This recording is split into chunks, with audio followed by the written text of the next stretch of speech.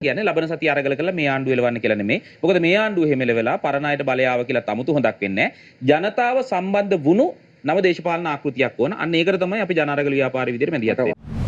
Indra traders කියන්නේ රටම දන්න තැනක් නේ. මේ ප්‍රශ්නේ යොමු වෙන්නේ වසන්ත මුදලිගේ මහත්මයාට මේ ප්‍රසාද් පෙරේරා කියලා මහත්මයෙක් තමයි යොමු කළ තියෙන. දැන් ඔබතුමාගේ මූලික හැඳින්වීමද ඔබතුමා මේ නව දේශපාලන මොහොතක් සම්බන්ධයෙන් කතා කරා.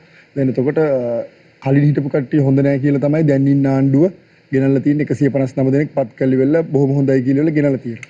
එතකොට අවුරුදු එකහමාරක් ගියපු තැන ඔබතුමාලා කතා කරනවා නව දේශපාලන මොහොතක් ගැන. දැන් ඒ කියන්නේ ඔබතුමාලා කියන්නේ මේ ඒ කියන්නේ කලින් ආණ්ඩුවගේ මේ ආණ්ඩුවත් එලවලා තව ආණ්ඩුවක් ගේන කියලා දැන් එහෙම කරන්න ගියොත් මේ කරගෙන යන්න බැරි වෙනවනේ රටක් විදියට. මොකද්ද ඔබතුමා මේ අදහස් කරන්නේ මේ නව දේශපාලන මොහොත? පළවෙනි දේ තමයි දැන් අපි කියන්නේ එන ඕන ආණ්ඩුවක් අරගල කරලා එලවන්න ඕන කියලා නෙමෙයි. ඒ නිසා ඒක මුලින් නිවැරදි කරන්න ඕන. හැබැයි මේ ආණ්ඩුව වෙනකොට රටේ තිබුණු දේශපාලන තත්ත්වයකුත් තිබුණා. මේ ආණ්ඩුව හරහා කරගන්න ඕන කියලා ජනතාවගේ බලාපොරොත්තුවකුත් තිබුණා. එතකොට මේ බලාපොරොත්තුව හරියට මාස 18ක් යනකොට කඩ වෙමින් යනවා. ඔබට පාරටොටට ගිහිල්ලා ඊට පස්සේ ත්‍රිවිල් එක යනකොට බස් එකේ යනකොට ජනතාවත් එක්ක කතා කරොත් නිකමට අහලා බැලුවොත් ආණ්ඩුව ගැන මොකද හිතන්නේ කියලා සම්පූර්ණ අනිත් පැත්තට නේද කියලා තමයි උත්තරේ හම්බ වෙන්නේ. ඒ නිසා ජනතාව කලකිරීමක ඉන්නවා. ඒ කලකිරීමේ ප්‍රතිඵලය බවට පත් වෙන්නේ මේ ආණ්ඩුවේ බලය අහෝසි වීම. උදාහරණයකට යුද්ධය පරාද කරපු මහින්ද රාජපක්ෂව අවුරුදු 9මාරක් ඇතුළත එපා වුණු ජනතාවට අපි හිතනවා ජාතික ජන බලවේගයේ ආණ්ඩුවත් මේ විදිහට නම් යන්නේ ජනතාවට කියපු දේවල් වලට පස්සපැත්ත හරවලා නම් යන්නේ අනිවාර්යයෙන්ම මෙයාගේ බලය අභියෝගයට ලක් වෙනවා. එතකොට මේකේ තියෙන ප්‍රශ්නේ තමයි දැන් මේ බලය අභියෝගයට ලක් වෙද්දී මේ ආණ්ඩුව කඩන් වැටෙද්දී මේ බලය අභියෝගයට ලක් වෙලා ඊළඟ රාජ්‍ය බලය පිහිටවද්දී අපි දන්නවා ඒක ගැන ඇහැ ගහගෙන ඉන්න අය. ඇහැ ගහගෙන ඉන්න නාමල් රාජපක්ෂලා මොකද්ද? සජිත් ප්‍රේමදාසලා සහ පරණ ටීම් එක. ඒ නිසා අපි හිතන නව දේශපාලන මොහොත කියන්නේ මේ ආණ්ඩුවේ බලය කඩා වැටෙද්දී මේ ආණ්ඩුව වැරදි පාරවල් වල යද්දී නව දේශපාලන මොහොත කියලා අපි අවධාරණය කරන්නේ මෙතනින් එහා දේශපාලන මොහොතක් ගැන. උදාහරණයකට සරලව කිව්වොත් පාලනයට ජනතාව සම්බන්ධ වෙන, ජනතාවට පාලනයේ ප්‍රශ්න කරන්න පුළුවන් වෙන, ජනතාවට ඇඟිලි ගහලා ප්‍රතිපත්ති සම්පාදනයට සම්බන්ධ වෙන්න පුළුවන් විදිහේ රාජ්‍ය පාලන ආකෘතියක් ගැන අපි හිතනවා. අපි අරගලේ වෙලාවෙත් යෝජනා කරා, දැනුත් යෝජනා කරනවා, අපේ වැඩපිළිවෙල ඇස්සෙත් කියලා තියෙනවා. මෙන්න මෙහෙම දේශපාලන මොහොතක්. නැත්තම් කියන්නේ ලබන සතිය අරගල කළා මේ ආණ්ඩුව එලවන්න කියලා නෙමෙයි. මොකද මේ ආණ්ඩුව එහෙම එලවලා පරණ අයට බලය ආව කියලා තමුතු හොඳක් වෙන්නේ නැහැ. ජනතාව සම්බන්ධ වුණු නව දේශපාලන ආකෘතියක් ඕන. අන්න ඒකට තමයි අපි ජන අරගල ව්‍යාපාර විදිහට මැදිහත් වෙන්නේ. වසන්තට මගේ ප්‍රශ්නේ යොමු වෙනවා. වසන්ත දැන් ඔය වසන්ත ඔබතුමා ඇවිල්ලා කතා කරනකොට මට මතක් වෙනවා මේ ඒ කියන්නේ අරගලයේ වෙලාවේ බොහොම වෙහෙස මහන්සියලා වැඩ කරපු කෙනෙක්. මට මතකයි පාර්ලිමේන්තු වටරවුමේ කතා කරපු වසන්තද මේ අද ඉන්නේ කියලා මට මේ වෙලාවේ හිතෙනවා. එතකොට මේ ඉතිහාසය දිහා බලලා ඕගොල්ලෝ මේ යුද්ධය දිනපු රාජපක්ෂලා ගහලා එලෙව්වනේ. ඒ කියන්නේ නැවෙන් නැගලා එක්කෙනෙක් ගියා මේ අර්ලියගහ මන්දිරයේ ඇතිවිච්ච තත්ත්වයන් අපි දැක්කා.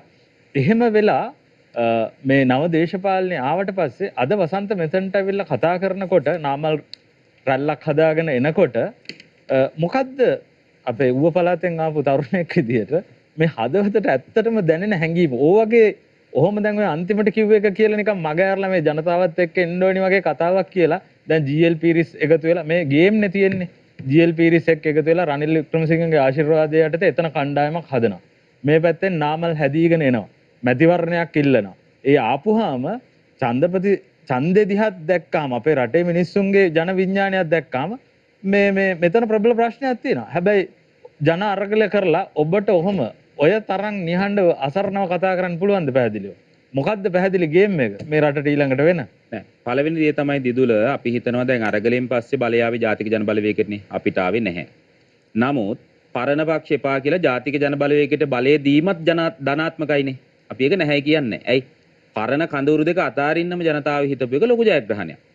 හැබැයි ඒ වගේම අපි බලාපොරොත්තු වෙනවා නව දේශපාලන ව්‍යාපාරයකට බලය යන්න ඕන. අපි හිතනවා ජනතාව මූලික වුණු දේශපාලන ව්‍යාපාරයක්. උදාහරණයකට ජනතා විමුක්ති පෙරමුණ ගොඩනගපු මුල් මොහොතේ සමාජවාදය එහෙම නැත්නම් සමාජ සාධාරණත්වයේ වගේ ප්‍රතිපත්ති ගොඩාක් මූලික කරගෙන ආවා. නමුත් දැන් ඒක සම්පූර්ණ වෙනස් වෙලා තියෙනවනේ. අපි හිතනවා සමහර හැසිරීම් වලදී වැඩවලදී මට ගොඩාක් කියන්න පුළුවන් වෙලාව ගන්නෑ. වැඩවලදී සම්පූර්ණ කියපු එකට හාත්පසින්ම වෙනස් දේශපාලන කරුණකට යන්නේ. එතකොට ජාතික ජන බලවේගයේ ආණ්ඩුවත් අභියෝගයට ලක් වෙනවා. හැබැයි ආණ්ඩුව නොහිතන එක තමයි අවුරුදු 20ක් ඒගොල්ලෝ ඉන්නවා කියලා එයාලා හිතන්නේ. ඒතකොට ඒගොල්ලෝ තමයි සදාකාලික ආණ්ඩුව කියලා හිතන්නේ. ඒතකොට අපි රටේ ජනතාවගෙන් අහන්නේ. ඒතකොට සදාකාලිකවම ඊළඟ ආණ්ඩුව ඊළඟ රාජ්‍ය බලය ජාතික ජන බලවේගයේද? නෑ. හැබැයි ජාතික ජන බලවේගයේ නොවුණා කියලා ඔබ කියපු අයට බලය දෙන්න බෑ. ගේම් ඇත්ත. ඒක ජනතාවගේ පැත්තේ නෙමෙයි ඇත්ත. එහෙමනම් ඊළඟට රටට ඕන නව දේශපාලන වෙනසක් පරිවර්තනයක්. ඒ පරිවර්තනය කරද්දී තව තනි පුද්ගලයෙක් ගැන හිතලා නම් කරන්නේ. අපි හිතමු රයිට් නමක් හොයාගෙන මෙන්න දියසෙන්. මෙයා නම් කරයි. මෙයා කලින් කෙනාට වඩා මරු টොප් බඩුවක් කියලා කිව්වා කියලා මේක වෙන්නේ නැහැ. හැමදාම වැරදුණු එක තමයි ජනතාව තමන්ව අව탁සේරු කරගෙන කෙනෙක්ට බලය දීලා බලන් ඉන්නවා මැජික් එකක් වෙනකල් මැජික් එක වෙන්නේ නැහැ. මැජික් එක කරන්න පුළුවන් ජනතාවට. හැබැයි ජනතාව පාලනයට සම්බන්ධ වෙන්නේ නැහැ. හැබැයි ඒක අපි කියන්නේ ජනතාව පාලනයට සම්බන්ධ වෙන ගස් යට, හන්දි යට, ඉස්කෝලවල එකතු වෙලා මේ නීති හදමු, ව්‍යවස්ථා හදමු, නීති ක්‍රියාත් එහෙම නෙමෙයි.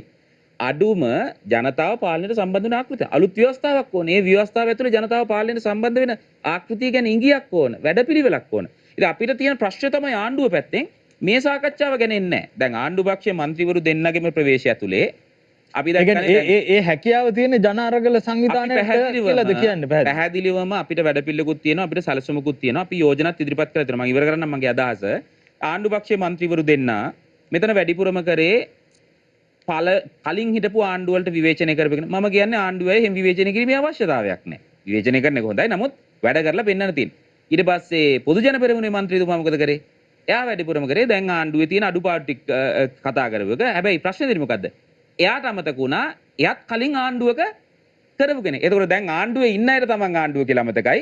විපක්ෂයේ ඉන්න සාම්ප්‍රදායික විපක්ෂයට අමතකයි. ඒගොල්ලෝ කලින් ආණ්ඩු කරා කියලා. ඉතින් ජනතාවට කියන්නේ මේක විවෘතව බැලුවම ඔබට ඕන අලුත් දේශපාලන බලවේගයක්.